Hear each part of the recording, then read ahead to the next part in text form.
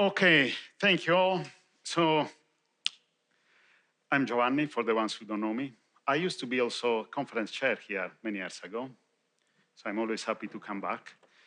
And today we'll be talking about green software architectures. So, do's, don'ts, and some surprises. Now, it will be more, think of it more of an introduction to the subject, yeah? I will give you some information, hints, but it's not going to be a comprehensive talk about everything, okay? And also, I'm not yet an expert in this, but I have a strong interest in it. So I started having an interest in green software long ago. I think was reading some article in the IEEE software magazine at the time. I even bought a power meter to measure the consumption of my computer and do some experiments at home, but then I forgot about it because I got busy. But then recently, in my other volunteer job as a host for the Software Engineering Radio podcast, I had a chance to interview two researchers in the field of green software engineering. They are called Coral Calero and, sorry, I forgot the other name now. He will kill me. But the surname is Garcia. And so I got interested in it again because looking into it, first of all, is important. Yeah, so we need to consume a bit less power than we do. But it's also quite interesting from an engineering perspective. Yeah. And then I also borrowed some images and quotes from various researchers and papers, so I'll put all the references at the end, so you'll find them in the deck. Yeah. Felix Garcia. Sorry, Felix, I remembered your name now. Now, let's look at the problem. Yeah, our sector, information technology sector, so including software and hardware, yeah, at the moment consumes about 10% of worldwide electricity, and is forecast to increase up to 20% by 2030. Okay, which is significant, if you ask me. In terms of CO2 emissions, is pretty much on, at the same level of the aviation industry, 2-3%. Some forecasts predict with an increase of to 14% by 2040. Yeah. So is not really a very sustainable trend. So we need to do something about this. Yeah. So this talk is really about what we can do. Yeah. As I said before, it's better for the environment, for sure. Yeah. But it's also good for companies. Green software is very often cheaper to operate, so they can save money. And as I mentioned before, it's good for developers as well, because there are some really proper, interesting engineering challenges in solving these problems. Yeah, I'll mention some of them. Now, the thing is, to decide what to do, we need to check how the CO2 is emitted, yeah, in the power use. Now, this diagram shows the total carbon emitted by different devices. So this includes the production of the device itself, which is the gray area, and the blue area is actually the use, the software. Okay, blue is the software contribution during its lifetime. So for each device, here is the emissions for the average lifetime of each device. Yeah. So as you can see, a desktop computer has quite a lot of carbon to be built, some when it is in use. Yeah.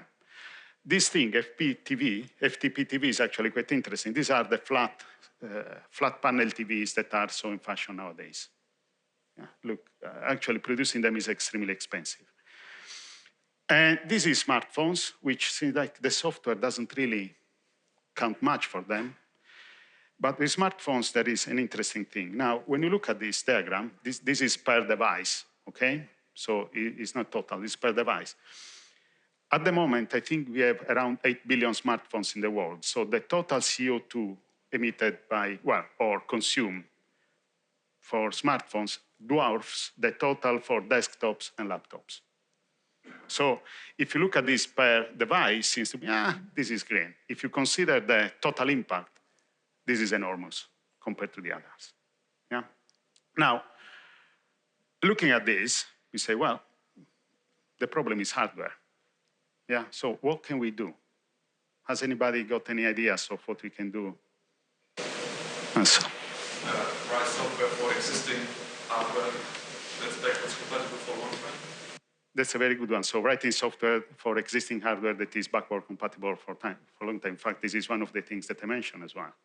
So the general thing, if you think about this, yeah, is pretty much what you suggested, that is, we can use the hardware better and make it last longer. Yeah, this is the contribution we can make. Yeah.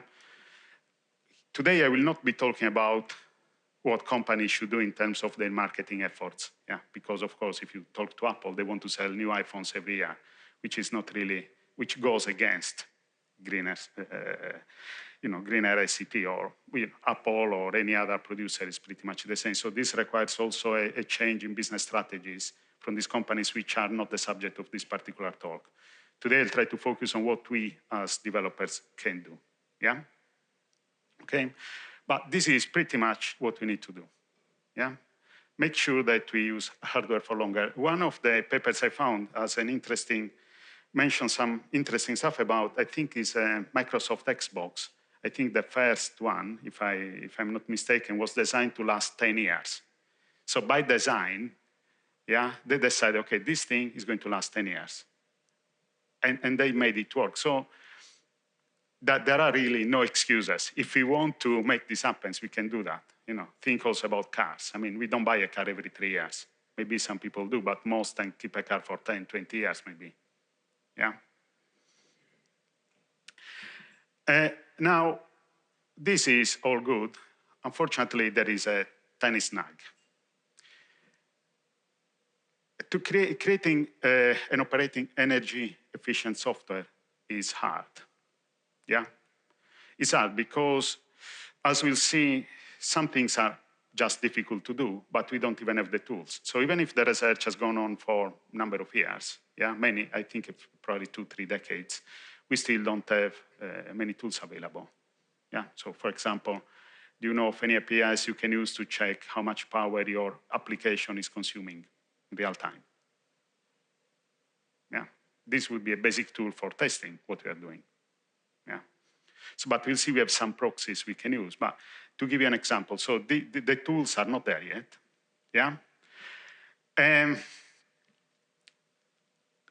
So this is one aspect. And then we'll see also that there are other aspects related to software design and how we deal with it. Yeah. I'll give you an hint. Not all good software engineering practices are actually good for the environment. And this turns out to be a significant problem as well. Yeah. Now, before looking at what we can do, yeah, let's look at some definitions. So when we talk about green software in general, it's software that emits fewer greenhouse gases, yeah, and consumes less power. Yeah. Now, the two things are not synonymous, because if you run the software using some renewable energy, the CO2 emitted is much less, independently of how much power you use. Yeah, it's probably not even going to increase, even if you use more power. So, but with the current situation, they are, the power use is a good proxy for CO2 emissions at the current stage of affairs. Yeah. Now, an important aspect is that the focus is on reduction, not neutralization. So we are not aiming at zero emissions in total. Yeah, this is probably unachievable, because if you consider the hardware still has to be produced. Yeah, and even tools that we create for renewable energy emit carbon. Solar panels, building a nuclear central or anything else. So there is still carbon there. Okay, so we are not going to go to zero, but we are trying to go as close at zero as possible. Yeah.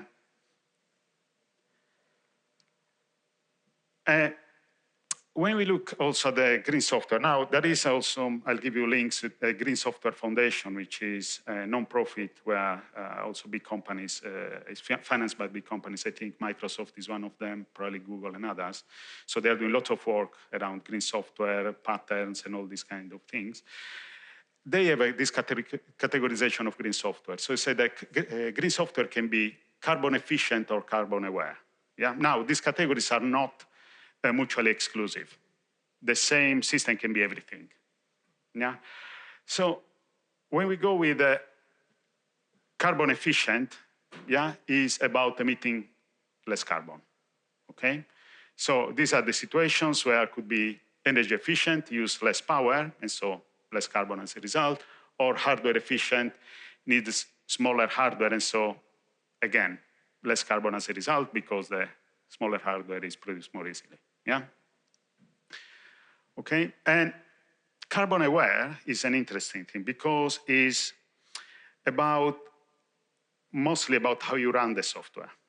So you say, you know what, I'm deploying my systems in AWS, and I choose that particular data center because I know that in that data center they're using renewable energy. Yeah? So this is just an example, but to give you, so it's not necessarily the software itself that is particularly efficient, but it is, since we are aware, we try to run it in ways that will save carbon anyway. Yeah? Okay. Then, when we talk about green software also, this is a classification from Corral Calero and Feliz Garcia, the people I mentioned before. There are different aspects. So this is a diagram I copied from one of their books. So when we talk about green IT in general, which includes everything, yeah, that includes two categories, green in IT and green by IT. What does it mean? Green in IT is making IT greener, producing hardware, emitting less carbon, making software more efficient, so emits less carbon, all this. This is green in IT. Green by IT is using IT to help carbon reductions in other systems. I don't know, imagine some maybe electronics of your car that check the fuel consumption, yeah, in the injection. That nowadays there is plenty of software in the car. Sometimes also the car of my parents also have blips. You should switch gear because otherwise you are consuming too much, things like this. So that is by IT. So the system checks and say, hold on, you are consuming a lot, yeah? Do something, okay?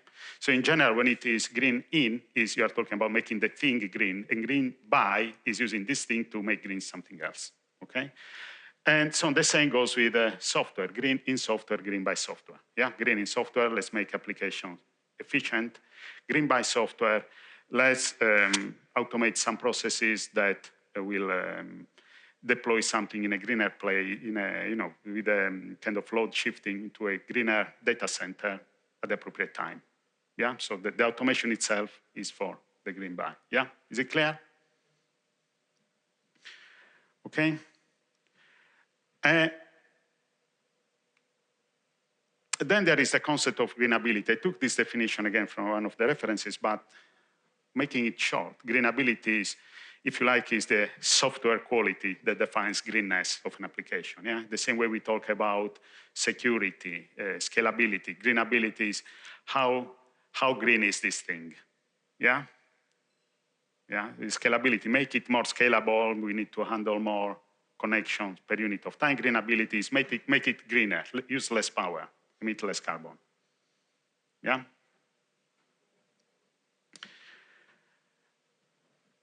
Then there is, of course, another aspect that we have to keep in mind, because remember that everything is a matter of trade-offs. So sustainability is such a trade-off. So when we talk about sustainability, in this case we talk about there is economic sustainability. So if you think from a software perspective, is this thing cost-effective? If I'm producing this, am I going to make money out of it? Because if I'm only going to spend money just to make it green and don't earn anything, it's a problem, yeah? Human sustainability here is actually possible to do that in a sensible manner, yeah? So it's about, well, sustainable pace in a kind of XP agile fashion, yeah? But what I like to see this is also more sustainability. I would extend the meaning here is also to the users. Think in these terms. Nowadays, we have the ability to create systems that are accessible, that people with disabilities can use their computers to access the services, yeah? And this is actually becoming very important because, I mean, everything needs to be done by connecting to the internet or to some systems out there, you know, things with banks, bureaucracy, all sorts of things. So it's super important that these systems are accessible. Now, imagine this. Let's say we are creating the system, but to make it accessible, we need to make it less carbon efficient. Now, my take there would be, well, let's make it less carbon efficient, because otherwise it wouldn't really be sustainable. Yeah? Why should we cut out a sizable percent of the population, potentially removing some rights they have, because we want to make things greener? Yeah? So, as humans, we don't try to, in a sense, we believe in evolution, but we don't try to, or natural selection in some aspects, we don't do natural selections with humans for good reasons. Okay, doing this kind of, not considering these aspects would be a problem, yeah? So think also in these terms. It's sustainable from a society perspective, yeah? And then when we look at this, there is the environmental sustainability from the software perspective. And here, what is the green in software is the thing that is in the software sustainability, yeah? Because it's basically we are making this sustainable. The green by software is a bit out of this. It's not about software sustainability, it's about sustainability more general. Clear so far? Yeah. Now, as I said before, solving all these problems is hard, but there are some things that we can do now, and then at the end I'll list some things that I hope we'll be able to do in the future. Yeah? So, what can we actually achieve? Now, let's look at how we work, yeah? So nowadays, our typical activities can be usually, gathering requirements, the engineering bits, implementing them, and then operating the systems. This is very broadly what we do in our software development work every day. Now, in modern times, now we have also machine learning. I put it in its own category because it doesn't really fit neatly in the others and comes with its own special problems. Yeah, so it makes sense to keep it separate from the others, yeah?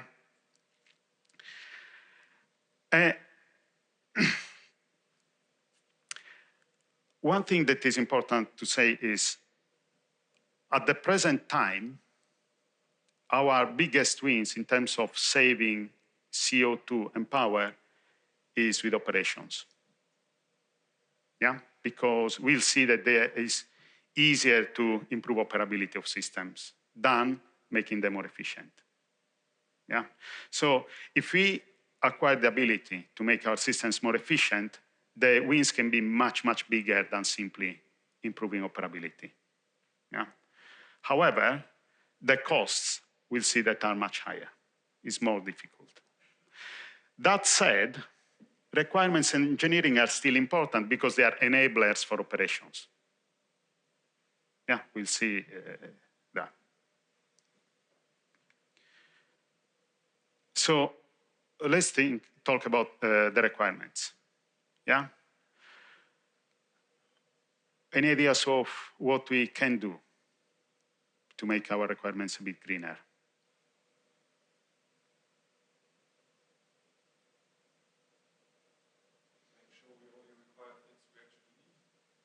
Make sure that we only require what is actually needed. That is excellent. Anything else?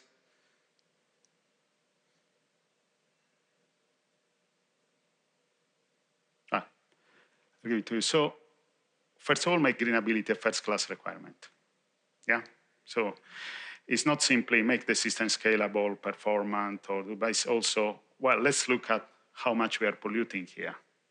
Yeah, so let's talk about this. And then do less. Do only what is absolutely required. Yeah, this seems to be obvious, but as we know, especially the do less is not that obvious in most projects. Yeah, everything is important, everything is a priority. Can be quite challenging. Yeah. In fact, I don't know you, but in most projects where I worked in, the doing less is a real problem because it requires some proper management in terms of product management and prioritization. And people are always afraid of saying no to things. Yeah? And this would be an easy win. Doing less basically means we write less code, we test less things, so basically we consume less energy for everything. Yeah? And then we'll see, making greenability a first-class requirement is important because if we don't talk about qualities, we don't implement them. Yeah? It's just a random example. Security. Very rarely people talk about security, but they kind of expect it. And is often forgotten. Yeah? So some examples that we can do with for greenability requirements. Things like we can, you see at the requirement level, sometimes we have requests like, I don't know, retention times for log files, maybe some information that we need to have to check what the systems are doing. Reducing these retention times means saving energy in creating those, but also saving energy in terms of storage space and processing these and all this stuff. Yeah, so having clear views about that. Service level agreements. The system has to be 5 nines available. Why? Yeah. Why not 4 nines or 3 nines? Usually a single 9 means an enormous amount of work, done or saved, depending on which direction you are going. Yeah? And this could be one of the easiest wins if we can negotiate something. Yeah? Reduce over specified goals. So again, be careful with what you ask for. People often ask things in a kind of Google level scalability or all sorts of crazy things, yeah, for no good reason, yeah. But also imagine this, imagine quality of service as well. Having this very high quality of service. Well, what if we allow services to degrade in quality? Think what happens, for example, with Zoom or video conferencing tools. What they typically do, they match the quality of service to the available bandwidth, yeah? So if you don't have enough bandwidth, all of a sudden the image becomes a bit grainy. Maybe you have some small delays in the voice, but you can still have your video conference. Yeah. Now, ideally, we would like to do this instead of checking bandwidth, checking the power usage. Yeah. How much power we are doing? Say, oh, hold on, we are consuming a bit too much. This degrade. Or we know that you are running in using coal produce power, so we'll be careful. Or we know that this is running in a place where the energy is all from renewables, and we are fine. But you see, allowing these requirements to fluctuate with availability of energy. Yeah. Okay. Now, the problem with these kind of greenability requirements, well, one problem, because there are many problems, is that we don't have reference points. Think about this. We are creating a web server. We want to serve 100,000 users per second. We have a reference point. And we know that maybe some sites are able to do that, so we know that it's possible, that it's not a number coming from thin air. What are the reference points to say, look, to do this action, we have to consume only 10 kilowatts hour? We have no idea. Yeah, because we never looked into that as an issue, and so we have no idea of what we can actually achieve, yeah, or what we should achieve. So this is a big problem because especially when defining requirements, what you want to do is also give some measurable acceptance criteria. Yeah. Now, an interesting thing with also the requirements is that sometimes some greenability requirements, well, they may or may not affect other qualities, but often you don't really affect other qualities that badly. So think in terms of saying, even the availability I mentioned before, yeah?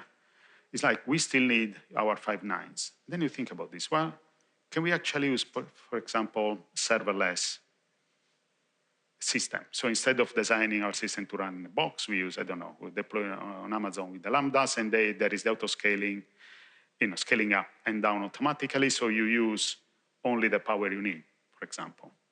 Yeah? So sometimes the trade-off is that really there isn't much of a trade-off. Everything is actually fine. Not always, but sometimes it's like that, yeah? Or improving availability also by working differently. So instead of over-provisioning, putting lots of boxes to make things work, yeah? Why not having better SRE practices? Having a system that say, oh, it's gone down. Well, you know what? I push a button and just restart it again very, very quickly. Yeah, which is quite common nowadays. Yeah, because often the over-provisioning is like maybe hot systems waiting there if disasters happens. And then I work in banks, and I remember that we had these kind of systems, and we had disaster recovery exercises. And as a friend of mine used to say, the disaster part works always very well. we have some challenges in the recovery one. So we may actually spend a lot of money to create these redundant, big systems, and then nobody ever tests them for a long time, and then when you try them, nothing works. Yeah, which is even a worse problem. Yeah. So the do less that we mentioned before.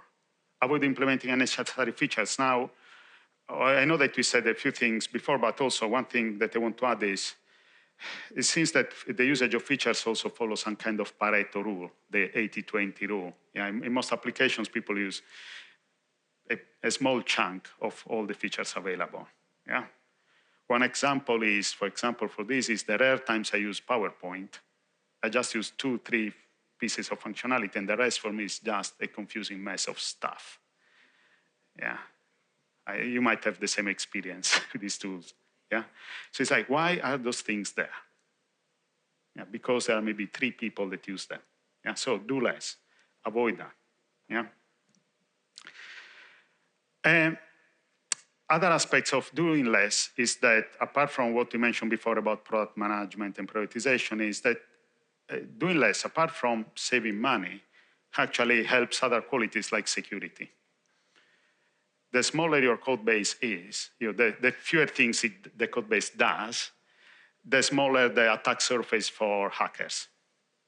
This is a very standard thing in software security, okay? So actually, in a sense, greenability helps in improving security as well, which, if you ask me, is a big win. Yeah? Okay, then these are the things. Of course, I'm sure I'm not exhaustive here, but these are some things I can think about that we can immediately do with requirements. Yeah? Now, let's talk about engineering. Yeah?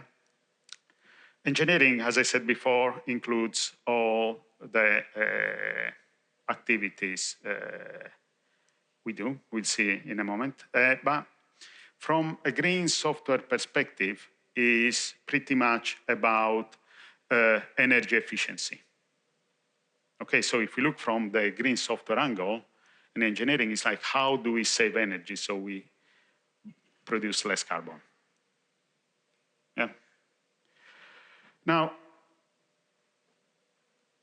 the problem with efficiency is that, as I mentioned earlier, may not be viable for small businesses. Yeah, we'll see that, for example, implementing highly efficient code, yeah, is a skill in itself. Okay, maintaining highly efficient code requires time, is expensive. Yeah, so sometimes it's simply not feasible.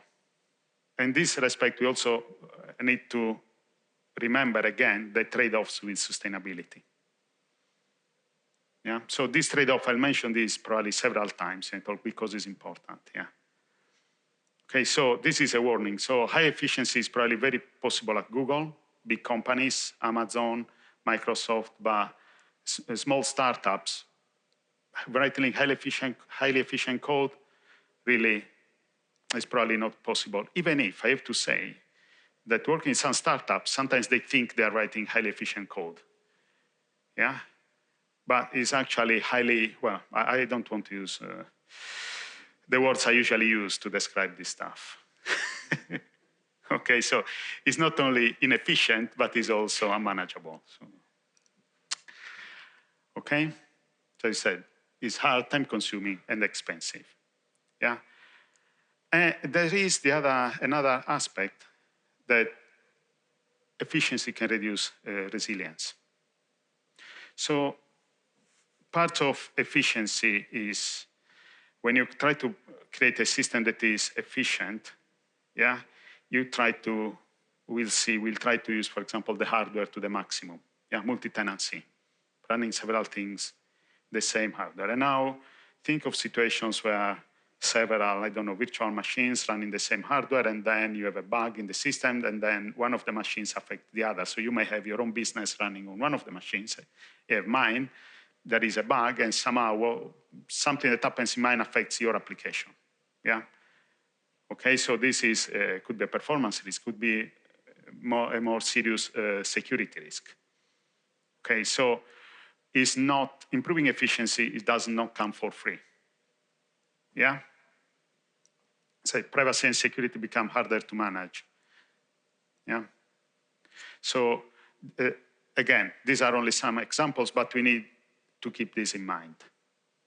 Yeah. Now, when looking at engineering activities, another broad division I do is design, implementation, testing, more or less. I mean, let's be clear here. I'm not saying that you have to design, then implement, then test. Okay? So the first person, if any of you thinks that I'm proposing waterfall, please don't. Yeah, these are just broad categories of activities that intermingle. Somehow we do them almost at the same time and overlap as well. So there are aspects of implementation that to me are architectural. Yeah, and vice versa. And testing, of course, I'm a proponent of test-driven development and all this kind of stuff. So you do that at the same time as well, at least a big chunk of it. Yeah. Okay. Now, these are the activities where the lack of real-time tools to measure power usage, power consumption is actually the most problematic. Now, because think, it's easy. Let's think from a testing perspective. If I've done something and I believe is highly efficient code, I want to test this in a way that gives me confidence that I've done the right thing, that is, in fact, highly efficient code. Yeah? How do I do that if I don't have the appropriate tools?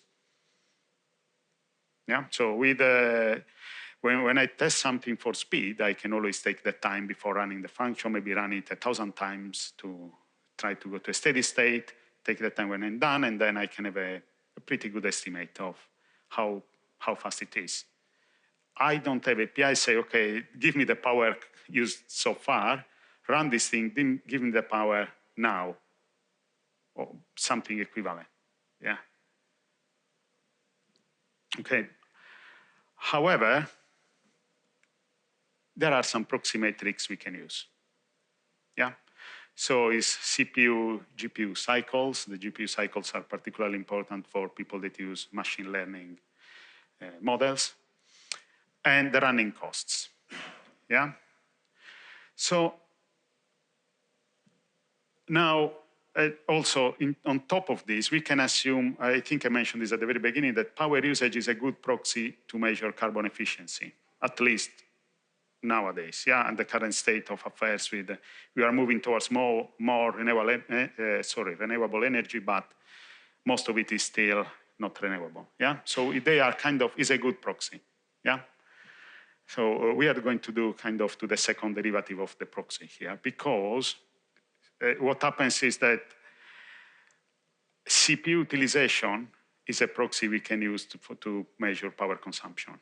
It's imperfect, yeah? It is approximate, very approximate, but is something we can use. We can already measure that in a decent manner in most systems, yeah? Okay, so it's an approximation, but we can live with that for a while, yeah? The fact that it's an approximation is also important to notice because the power a system uses is not only the CPU, there is everything else.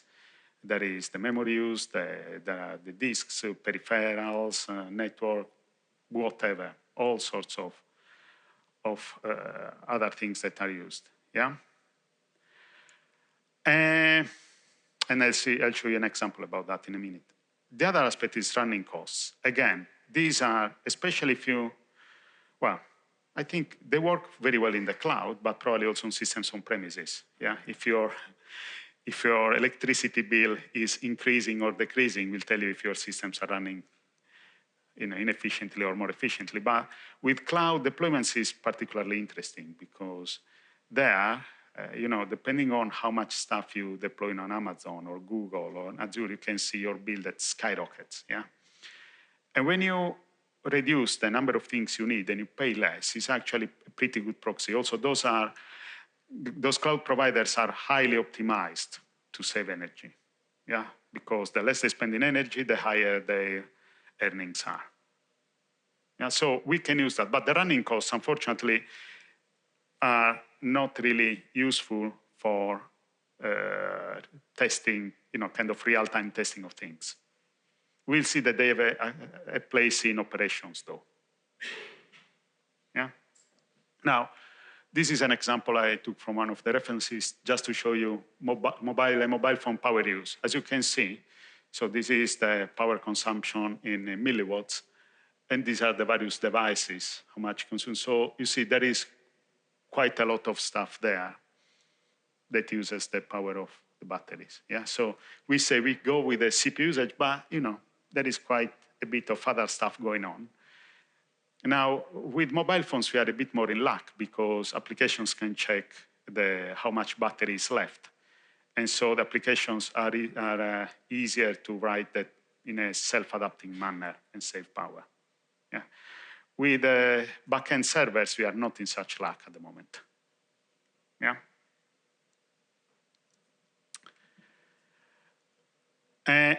Again, trade-offs. Focus your attention on applications that matter. This is a guy that is an expert in sustainability and says, if you are building a high-scale cloud service, then squeeze everything you can out of your programming language. If you are building an internal tool used by 4 people and the office dog, unless it's going to be utilizing 10 megawatts of electricity, it is irrelevant. Yeah? Now, this, to the most experienced in the room, may remind you of the premature optimization kind of problem. Yeah? This has to be fast. It has to be scalable. Yeah? And then you say, well, it's just the 4 of you. Yeah? Again, this is important. Yeah? Because, as we said before, optimizing things can be really difficult, and you don't want to spend your time doing things that don't bring a lot of value. Yeah? Then let's have a look at what we can do in terms of design. Design here, I don't mean UX, I mean software design. Yeah? Okay? So it's architecture. How we design our system is a bit more high level than implementation, usually. As we said, the things can overlap a bit.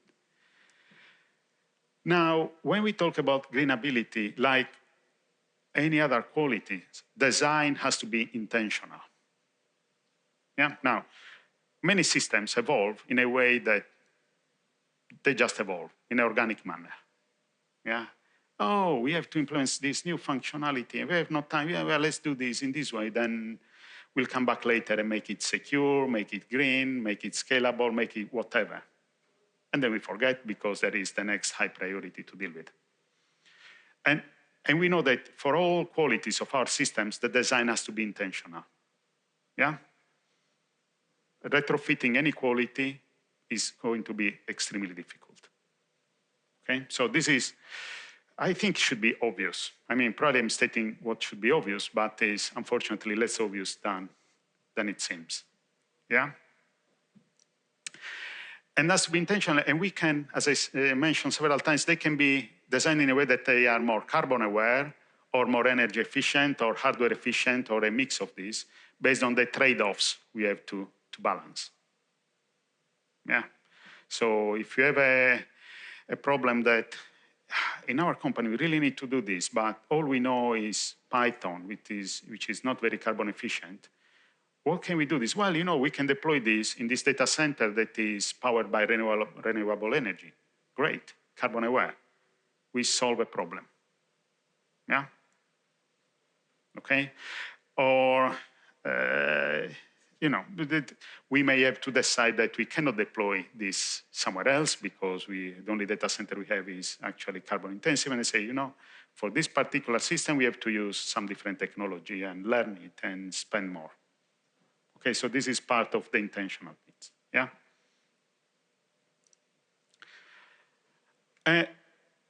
Some things we can consider when we design something. So reduce the amount of data transfer, for example, yeah? So this using efficient protocols. So just an example from everyday coding. Most systems nowadays use things like REST protocols, yeah? Some still use SOAP. It is, I mean, terrible, but this, every time I remember about that because I've done some work with it, I have bad memories coming back. The problem with these protocols is that they are expensive from an energy perspective. You know, if you use binary protocols like the protocol buffers of Google, protocol buffers could be around 20 times faster than compressed. So use faster because it's smaller and use less energy and everything, yeah? But again, there are trade-offs. Binary protocols are more difficult to manage for humans. We cannot read binary easily. Maybe some of us can, I can't. And so there is some convenience in using human-readable things, yeah? But maybe in applications that are used a lot, yeah, we should consider going with binary protocols. Yeah, so this is, and also sending data through the network. Be careful. Create your applications in a way that are not too chatty. Yeah, send the indispensable amount of data, no more than that. Again, seemingly stating the obvious. Yeah, go back to the office and check your applications and see in how many places people forgot about this. Yeah. Another thing that can be done is to push work to client devices. Yeah. So think about the smartphone before. The software is almost all hardware, the cost, yeah? Now, if you have systems that are deployed in one of the big clouds, chances are that the backend services run on green energy facilities, yeah? So they're already saving quite a bit. So we can save more if we push some work to those devices so they will be used for something. Yeah, that's the idea. And also, if you think about smartphones, often they are charged during the night when the energy is a bit less expensive and greener. There are some other additional benefits, yeah? But pushing work there also has the benefit of reducing the works on the servers, which means can serve more clients. And then we need smaller ones, or either smaller ones or scale more, yeah? So there are all these other benefits. Yeah, and they can improve resilience as well. Systems designed that way may actually be designed in a way that if the network connectivity goes down, they keep working. Yeah, at least to an extent. There is some availability. Now, one problem with this is though that if you are not careful, if you don't write the code in a way that the system in a way that is backward compatible, as I mentioned before, and so works on all their devices, what happens is the user says, I really need to use this application, but bloody hell it's slow. Now I'll buy the new fantastic, I don't know, iPhone or Samsung or any other smart device just to use this. And so that would defy our purpose, yeah?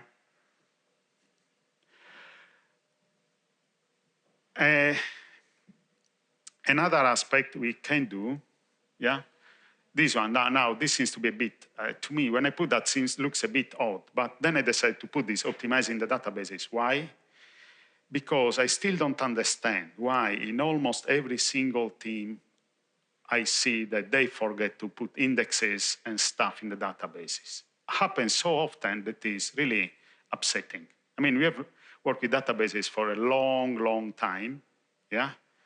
And a couple of years ago, I worked also with a team that said, we need to move from, I think was from Postgres to MySQL, because Postgres is not performant for us, something reasons. And my first question was, can I have a look at the database? Have you put any indexes in that? When I said the word indexes, they looked at me as if I was an alien, because it was like, I have no idea of what they are talking about. I put in the indexes, some queries went from several seconds to a noticeable time. Yeah, milliseconds. Yeah, so, and this happens again and again and again. Yeah. Recently also in a system that was, people created the system with the high performance in mind. Oh, the database is low, let's put caching, this, that, and then you look at the index, it's like, we tried this. Improve the indexes and no need of caching or anything else. Yeah? So for me, that is a bit of a sore point. One of the, I was about to say few, but it would be wrong, of the many things I rant about. Some other examples, reduce idle times. This is actually quite an interesting one, because one thing that I discovered researching all this green stuff is that often a machine that is idle, that is doing exactly nothing, draws up to 60% of the power, yeah, compared to the full utilization, okay? So the doing nothing is, I'm doing 40% less. So, I mean, as a definition of doing nothing and lazy, really, this is not satisfactory. Yeah, it's lots of energy. And so what it means is that you won't use the machines as much as possible, yeah, in order to offset the carbon used to produce them, yeah? And in fact, multi-threading can help with this. Interestingly, there is some data, I think Intel did publish something. I couldn't find it again on the web because at some point some papers were removed, but they show that solving a particular problem, if you parallelize the work, the total energy consumed was less when running in parallel. So the energy per unit of time was more. Okay, so if you use multiple threads or multiple processes, the energy per unit of time is more, but the increase in speed was such that the total energy at the end of the task, the total energy spent was less. Yeah? Of course, this depends on your context. So these things, this is not a law. Yeah, it's something that may or may not work. Yeah, but it's an interesting point to keep in mind. In any case, let's keep those machines busy.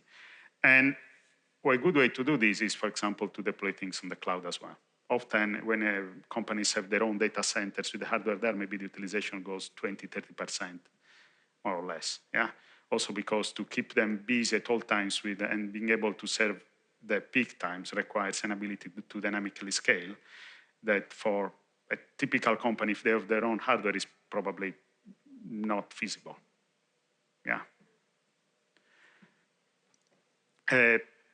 Implement frugal data storage policies, this mentioned before with data, log retention or any other data you need. Yeah. Demand shaping. Yeah. This is, again, match the functionality of your services based on the carbon intensity of the local grid. Yeah. This is what I mentioned before with the Zoom example. The problem with this is that the instant power consumption from the devices. Yeah, we just don't have that for servers. But what we can do as a proxy, if we are able to check the CPU utilization for the particular process, we may be able to do something, at least approximate that, yeah, using the proxy measure. Then, of course, when you go on a optimization frenzy, you have to remember to not overdo it.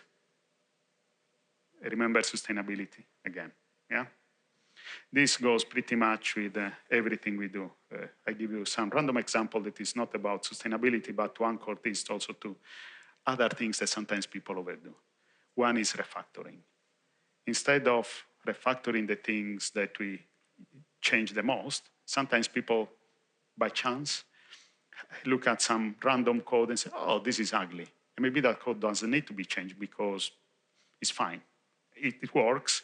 Yeah, and changing it will not give you anything back, but they refactor it and spend time in doing that. So this is an analogous kind of mindset, yeah? Always consider sustainability and the cost and everything else involved. Always consider the trade-offs. And then implementation. Now, you will like this one. You like the next slide. Guess why?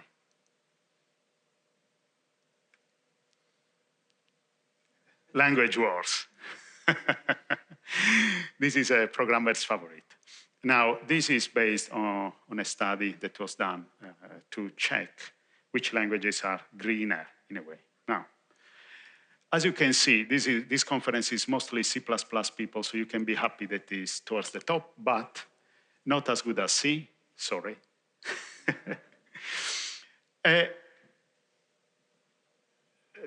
Now, this data, also this is normalized data based on a bunch of algorithms that the study, that were run during the study. Now, this data has to be taken with a pinch of salt, yeah? A big pinch of salt, yeah? Because the comparison has been done using some standard algorithms out there, maybe numerical calculations, some things that don't necessarily reflect what you are going to do with those languages in your systems. Yeah? If you look, Erlang, for example, is here. Erlang was never designed to be efficient with algorithms. Erlang was designed to be efficient with concurrency. Yeah? And work in a network environment and a high reliability. So you cannot expect this to be, fast, yeah, or maybe consume very little energy. Yeah, so again, this is interesting information because can be used to guide some choices, but has to be taken carefully. Yeah, saying I don't use Python because it sucks, because it's slow or it consumes a lot of power is just a wrong thing to say. Yeah. Now, there is also the aspect that choosing the best language is probably not going to be the optimum way to build green software. Yeah. So code efficiency is great, but it's not the first thing you should be optimizing. Simple as that. And another aspect is also that sometimes there is this general mindset that speed equates to power consumption. Well, it's related, directly correlated to power consumption, not equates. But even this study says, well, it's not always the case. If you look at Python and Lua here, this just as an example, says that in terms of energy, Python consumes more, but is actually than Lua for these algorithms, but is actually faster. So it's just the other way around. Okay, so this is just an example, but I think finding a counterexample basically proves that this speed correlates to energy, to low energy consumption is not a law. Yeah, sometimes does, often does, but not always. So we cannot assume that, yeah, for our own judgments. Yeah. And then there is also the other aspect that nowadays there are lots of advancements in compiler technology. Now there are, for example, there is one, I think one system called Numba that is pretty much a just-in-time Python compiler. Compiles a subset of Python and of NumPy. NumPy is one of the most used numerical libraries in Python. And bringing that, the performance is very close to the performances of C. Why this is useful? It's useful because people that do machine learning and big data tend to use Python because NumPy is actually an excellent library for this stuff. And so they have the tools they need, but in a language that may be very inefficient. So making the language more efficient is a big win. Or there is also, I've come across recently a language called Mojo, which aims to be a superset of Python, but is fully compiled. And the initial testing to that this is actually more performant than Rust. Why this is important? This Mojo is being created with the purpose of working again on machine learning models and big data. And the reason they decided to do a superset of Python is for adoption. People that work in that space at the moment say, we use Python for this and that, but if you have to go high performance, we have to switch to C or Rust or C++, and that's a problem because they have to know different stacks. Yeah? So, which, of course, creates a problem with productivity. Instead, these guys say, look, we are doing this. You can use the language you are comfortable with. You don't need to switch it. Yeah? So, again, things that we need to improve first, yeah, instead of improving the efficiencies of languages. As we said, we'll see the operational efficiency soon enough. So it's operational efficiency improvements, demand shifting and shaping, or choosing the right platform. So the demand shifting and shaping is pretty much what the example in Zoom, but shifting is moving the demand at a different time. Batch jobs done when the energy costs less or consumes less power. Oh, sorry, when the energy usage is less, yeah? That said, code deployed at hyperscale must be optimized. Yeah, imagine Google, AWS, all these big systems, when they have systems that are used by lots of people, yeah, and under heavy usage, you want them to be optimized because when the usage is extreme, the power consumption goes up with it, okay? And there are some trade-offs, implementation, things like API reuse, libraries and frameworks, modern engineering practices. So what are the trade-offs? If we look at APIs, libraries, frameworks, they are optimized to increase productivity. Yeah, so we use a library or an API because we don't want to do the implementation ourselves of those particular functionality. It simplifies our job. Yeah, and often they are also tested because they're used by many people, so they also work well. Yeah, the trouble is all these ones, the ones we have, or most of them, are not designed with greenability in mind. Yeah, in fact, some of these APIs and libraries do actually a lot because they need to serve a big population, but this also means that when you use them, you drag, all the code and everything in your system. So the problem there is the way they're optimized. Greenability was never a consideration. Yeah, and so this is a trade-off. Yeah, so far the trade-off has been we want to be more productive, we want to use these tools, but we have never thought about making them greener. Yeah. Also, modern software engineering practices is the same thing. When we talk about anything, modularity or the various solid principles and all the various things, what we are doing there is trying to create a system in a way that we can make sense of and we can maintain and evolve easily. Yeah. Unfortunately, these practices may or may not have a problem. So this is from a study where they try to say, look, let's try all these values, make the system more modular, let's use this particular practice or this other. And the conclusion is, from this particular study, improving a sub-characteristic of maintainability can affect greenability positively, negatively, or not at all. So it's like, should I make the system more modular or not? And I want to be green. I don't know. I really need to test everything now. What should I do? Yeah? And to me, it's a very disappointing thing. I mean, I'd rather have something say, well, look, it will be negative all the time, and we know that, so at least I would have a clear choice. Now I don't.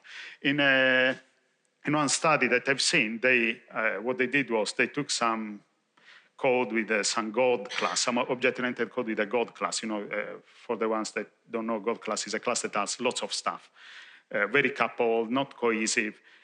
And they refactored that into a more modular one and tested the power usage before and after the fact. And the more modular, maintainable one was actually consuming more energy.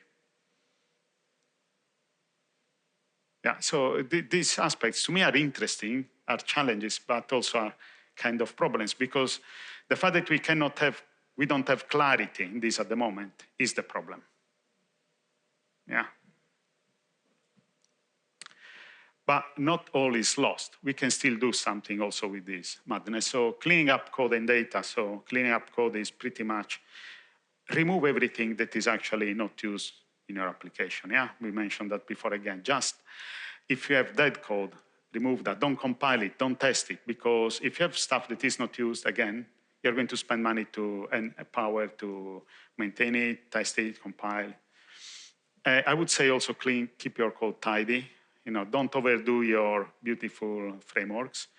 Years ago, I was working in a bank, and I remember a colleague that was in the US I discovered that he created this framework of predicates, to avoid using if statements. But I discovered that by chance, when I looked at this code, I had to add to what was an if condition one more check.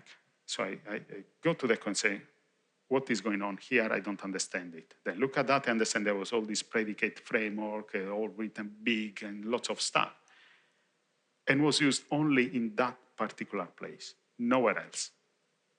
Okay, so I remove everything, I just put if, and then asked him, why did you do that? He wanted to be reusable and flexible. Luckily, he was in the US. I was really upset. It's like, you see, these things was not solving a problem from a maintainability perspective to start with, but also there was a lot of code that was completely unnecessary. This is loaded in memory. Yeah. Maybe the savings from removing that particular code are not a lot, but with other things, they compound. Yeah. The always-on tasks need to be written efficiently. Again, something that has to run all the time, use a lot. You want to be efficient there, so maybe you want to use treat that code in a specific manner. Yeah. Maybe use a more efficient platform. This is, though, a potentially problematic one, because what happens with say, okay, we know that if we move from Python to Rust in this particular system, we'll save a lot of energy and we'll go faster. The trouble is, if it takes a lot of time, might not be viable for the business. Yeah. And so that will be a no, based on the fact that from a business perspective, it can be unsustainable. So if you want to make a choice like this, you better be prepared to provide good reasons. Yeah.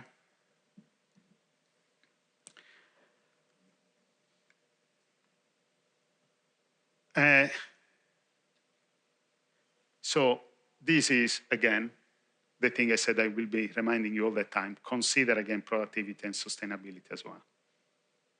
Yeah. Then there are some facts that seem to be a bit counterintuitive. Inefficient code can still be green, and I think by now you should be able to say why. Does anybody know why? We can deploy that in a place that is where they use green renewable energy. Yeah. So this, when we look at this initially, say, how do you mean? But also sometimes energy efficiency doesn't really matter. Have you ever seen situations where too much energy is actually produced? I need to burn that out. I mean, it's not that happens every day, yeah? But this could be a situation where I say, you know what, we still have it, so we can make use of it. Yeah? Any questions so far? Are you all awake? Yeah. Now let's look at testing. Testing is really the disappointing bit, because we don't have really much in terms of tools to test things in the way, at least in the way I would like to. Yeah, and I did some research on this, and I didn't find anything. I mean, there are some framework testing, green testing framework proposals and things, but it's pretty much research. Yeah, and where the power, I think, is measured by plugging a power meter to the wall, which is not really what I can do with my AWS applications. Yeah. What we find in testing, though, is making the test activities themselves a bit greener. Yeah. So executing only relevant tests. You make a change, just run the test for that particular change. Yeah. Of course, this assumes that your code is actually good. Yeah. Which I'm sure it is. Yeah. Low coupling and high cohesion. Limit the number of test environments. This is a big one. Yeah. So I see many companies, people, especially for people that do feature branches, which are evil. We can talk about that in the pub. People start, you have a test environment here, so you end up with a test environment per branch. Then, of course, when you do the merge, things won't work anyway. Yeah. But this costs energy. Yeah. Run the test only when there are code changes as well. Yeah, so set up your pipelines in a way that they don't run if nothing changes. Yeah. Run automated tests using greener energy. Yeah. We can do all of this, or very sophisticated stuff if it is possible, doing some kind of demand shifting, running tests only at certain times of the day when the energy is greener or emits less carbon. Yeah. But that's about it, unfortunately. I'd rather have more to say about testing, but you cannot find much around it. Yeah. Now, the next one will be operations. This is the part where we said we have the biggest chance of savings with the current state of affairs.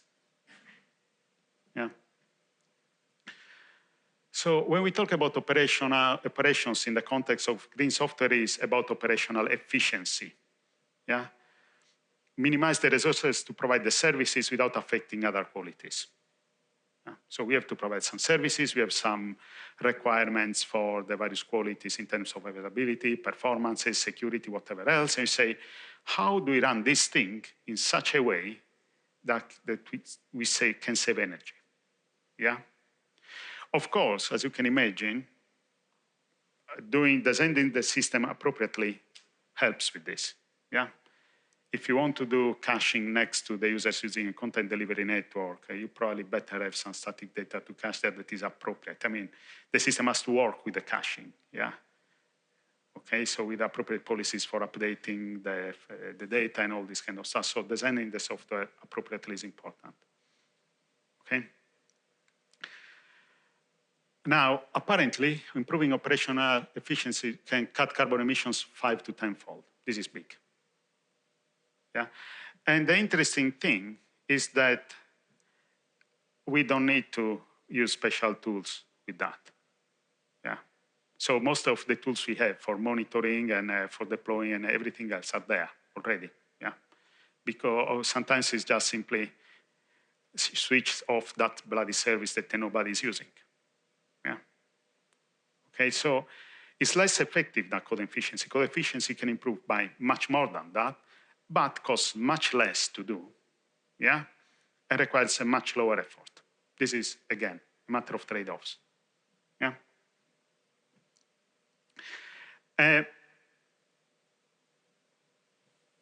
We'll see now some of the techniques, yeah. So switch off services were not in use.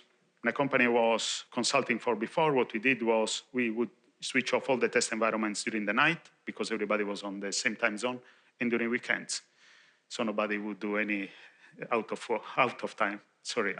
working hours work. But kill unused applications. This is, again, how many of you here deploy things on the cloud? Okay, how many of you have seen in your deployments systems that are just there that nobody uses and everybody forgot about? And once you delete them, you say, oh, we are saving half the costs now. Yeah. This is a simple one, very effective. Increase machine utilization. With the cloud, is actually easy because it's up to them. Yeah, but also if you write your system better, what you can do is that you can right-size the machines. You can use smaller ones. You increase the utilization of those, and you save money as well. Yeah. So apparently, well, this. Sorry, not, I was saying another thing. It was. This using the machines more is also called operating at high server density. Yeah, improving this improves the energy consumption. As we said before, when the server is idle, it's up to 60% of peak power. So if you are using it in full, it's much better. And then also there. Oh, sorry, I went one slide back. And then there is also multi-tenancy. So running different applications on the same machine, which is easier on the cloud than on premises in general. But again, this can help in increasing the utilization, yeah, the server density. Or we can use managed services. Deploying to the cloud helps, yeah, because all the auto scaling, all this stuff is usually, you can choose to do that easily. Yeah, when you run your own services, it will cost you in hardware, and you won't be able to have the same peak. Well, the same machine utilization anyway, because you have to provide for peak power, yeah? Auto-scaling, right provisioning, right sizing, avoid over-provisioning. The right sizing that I already mentioned before is also sometimes a problem when we deploy system, we have no idea of how much it will be used, and so we go off scale because we have to be scalable. And then the department that manages costs is somewhere else. We don't care about them, and we forget about right-sizing the machine until there is a crisis and somebody tells us to look into that again. Yeah, and then, of course, deploying to low-carbon data centers, which in the cloud nowadays is a real choice we can make. Yeah. Other things that are a bit more sophisticated, time shifting, so running jobs at different times. Yeah, when there is less carbon emitted. The location shifting is much more difficult. So this is not really available to small ones. I think that Google, if I remember correctly, is doing some work. It is pretty much deploy systems dynamically in places where the energy is greener. Yeah, this requires a high level of sophistication, so it's not available to everybody. But also, the problem with deploying some specific locations, which may happen also if you don't do location shifting, you deploy in a specific place, could be also legal. You know, things GDPR and things and laws like this, privacy and security and the legal frameworks, they can get in the way. Yeah. The last bit that I'll talk about, and very briefly, because we have only 5 minutes now, is about machine learning, which is something that many people are enthusiastic about and others are a bit more cynical about. I'll let you guess on which side I am. The ones who know me probably already can guess. And the machine learning models are very expensive. So to train and to run. So some studies say that training a single model once, this study was done, I think, in 2019, before ChatGPT exploded and stuff, and were models that were smaller than the current ones. So a single model once, according to this research, would consume as much energy as the lifetime of 5 average American cars. Now, I don't know if you know how big are the average American cars. So the entire lifetime of 5 cars, okay, it's a lot. It's a lot, yeah? And you don't train models only once, because as the underlying data or knowledge, there is new information, we need to train them again, yeah? And then there are the emissions from use that is very difficult to find information about this. So this is a study I found out. There are some studies coming up. So the emissions from use is what you do when you use ChatGPT. Yeah, how much carbon do you emit when you ask ChatGPT something? These are. And in this particular study, they said, well, this is the grams of CO2 per, I think, 1,000 inferences, so 1,000 queries. Now, what they found out is that classification tasks are less expensive in terms of energy than generation tasks. Classification tasks are, is this a fox? Is this Giovanni or is Alan? Yeah, the kind of, you have a tag, so it's not generating anything. Generation ones are much more expensive, especially if images are involved. So the image generation, a single image generation, more or less, is equivalent to fully charging a smartphone once. Yeah? Just to give you an anchor. Now, what happens, what this study concluded is a few things. Now, of course, generative AI is more energy intensive than discriminative AI, which I just said. Training is much more energy intensive than inference. So when you train the model, it costs more than asking questions to the model. However, when the model is used a lot, you reach parity very quickly. Think ChatGPT. Training that may be much more expensive than actually asking questions to it. But since there are gazillion people everywhere asking questions to ChatGPT, the energy consumed is quite significant. Yeah? Specialized models are greener than general purpose ones. This is important because now what is happening is that we are going towards more and more general models, bigger and bigger ones. Yeah? So these are a big impact.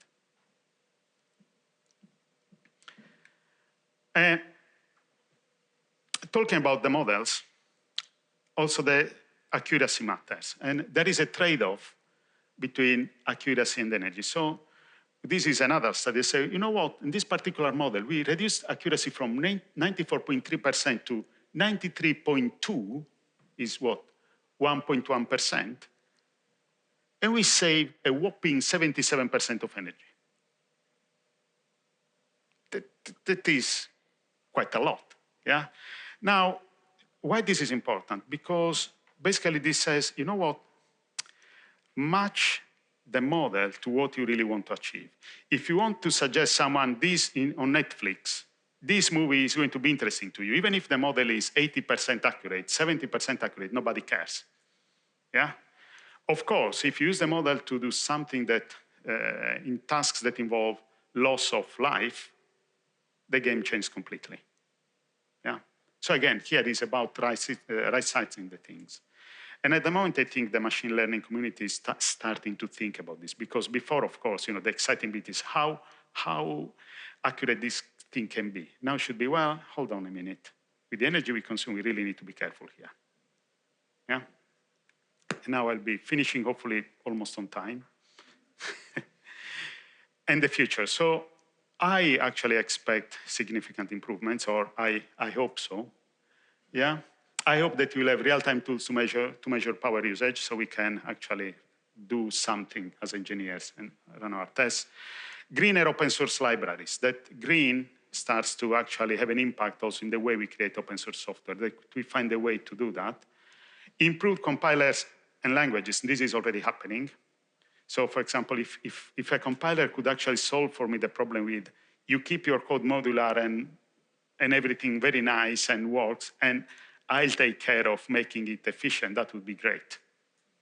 Yeah, would solve some big problems. Yeah.